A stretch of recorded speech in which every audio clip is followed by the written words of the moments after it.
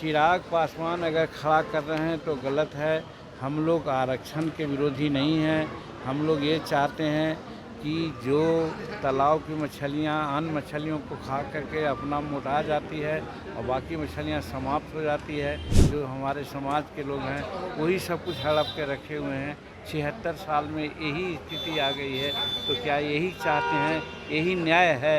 बड़ा भाई सब बेईमानी करके खा जाए, छोटा भाई को छोड़ दे, तो हम बंटवारा चाह रहे हैं कि उनके माता पिताजी 15 साल बिहार के शासन में रहे, उस समय कहाँ भूल गए थे लोग? या जब अपने वो डिप्टी चीफ मिनिस्टर रहे, कहे कि हम इतना टीचर बहाल कर दिया, फलना कर दिया, उस समय ये कहाँ चले गए थे? भुला गए थे?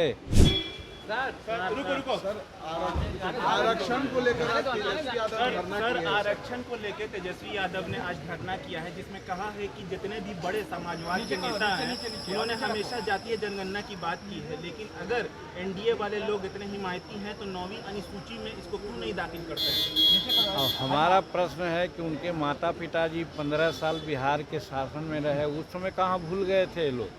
या जब अपने वो डिप्टी चीफ मिनिस्टर रहे, कहे कि हम इतना टीचर बहाल कर दिया, फलना कर दिया, उस समय ये कहाँ चले गए थे? भुला गए थे? और आज जब सत्ता से बाहर हैं तो सब याद आ रही है उनको।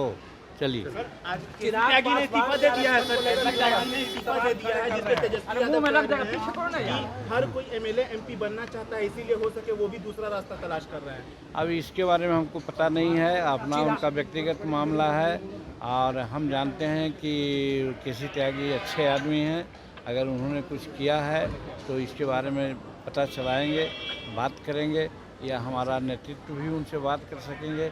लेकिन उनका अंदरूनी मामला है, जिस कारण से उन्होंने किया होगा, तो अंदरूनी मामला में हमारा हस्तक्षेप और पर बातचीत करने का क्या जरूरत है? चिराग पासवान भी सवाल खड़े कर रहे हैं आरक्षण को लेकर, मान लीजिए लगातार। चिराग पासवान अगर खड़ा कर रहे हैं तो गलत है। हम लोग आरक्षण के विरोधी नहीं हैं।